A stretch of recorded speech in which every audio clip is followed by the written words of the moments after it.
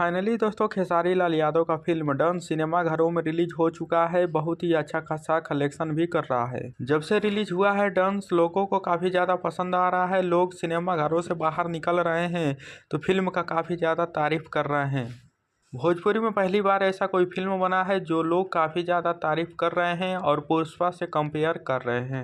लोग बोल रहे हैं खेसारी लाल यादव का फिल्म बिल्कुल पुष्पा जैसा है।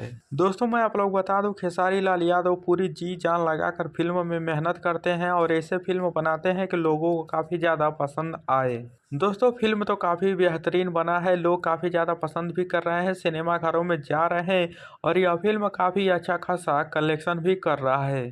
तो दोस्तों बस आप लोग ऐसे ही खेसारी लाल यादव को सपोर्ट करते रहिए, उनके फिल्मों को दबा कर देखते रहिए और प्रमोट करते रहिए। और कौन कौन इस फिल्म को देख लिया है तो कमेंट बॉक्स में ज़रूर बताएं। और जो लोग अभी तक फिल्म को नहीं देखे हैं तो सिनेमा घरों में जाइए और इस फिल्म को ज़रूर देखिए। और आप लोग खेसारी लाल यादव के फैंस हैं तो इस चैनल को सब्सक्राइब करें, वीडियो को लाइक करना ना भूलिए।